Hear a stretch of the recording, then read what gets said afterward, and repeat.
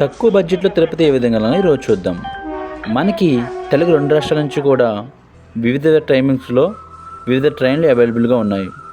ఈరోజు మనం విజయవాడ నుంచి తిరుపతి ట్రైన్ టికెట్ చూసుకుంటే ఈ విధంగా ఉన్నాయి.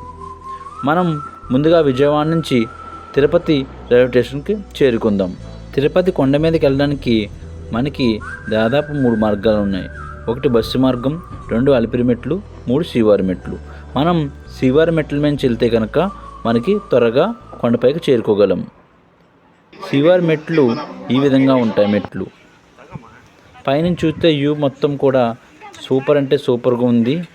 ఎవరైనా ఎంజాయ్ చేయాలనుకుంటే మెట్ల మీద వెళ్తే మనం బాగా ఎంజాయ్ చేయొచ్చు. ఎంతో కష్టపడి అలసిపోయి 2000 మెట్లను చేరుకున్నాం.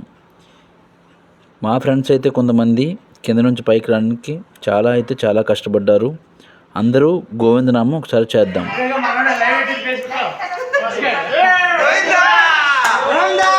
మెట్లన్నీ కంప్లీట్ అయిపోయిన తర్వాత మనకి పైన లగేజ్ కౌంటర్ ఉంటుంది. అక్కడ నుంచి మనం లగేజ్ తీసుకుని మనం రూములు వెతుక్కోవడానికి వెళ్దాం.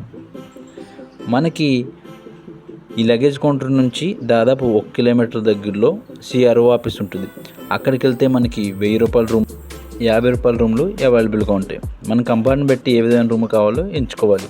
తర్వాత రూమ్కి వెళ్ళి ఫ్రెష్ అయిపోయి అక్కడ నుండి బస్ ద్వారా కానీ జీప్ ద్వారా కానీ మనం మన క్యూ లైన్కి చేరుకోవాలి.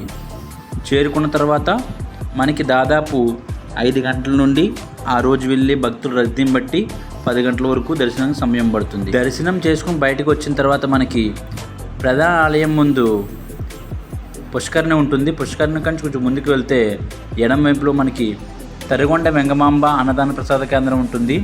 అక్కడికి వెళ్ళి ఉచితంగా భోజనం చేసి బయటికి రావాలను. బయటకు వచ్చి మళ్ళీ బస్సు కానీ జీప్లో కానీ మన రూమ్కి వెళ్ళిపోవాలి. వెళ్ళి మనం ఉదయం లేచి మళ్ళీ కొండపై నుంచి కిందకి జీపులు ఉంటాయి. జీపులు మనకి ఒక మనిషికి 100 రూపాయలు తీసుకుంటారు. ఆ కొండ దిగే మార్గం ఏ విధంగా ఉందో చూద్దాం. కొండపై నుంచి వ్యూ చూస్తుంటే చాలా అద్భుతంగా ఉంది. మనకి ఈ రోడ్డు దాదాపు 16 కిలోమీటర్ల వరకు ఉంటుంది కిందకి వెళ్ళడానికి.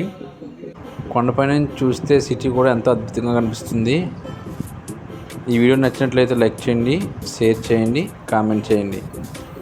బడ్జెట్ మొత్తం ఒకసారి వీడియో ఆఫ్ చేసి చూడండి.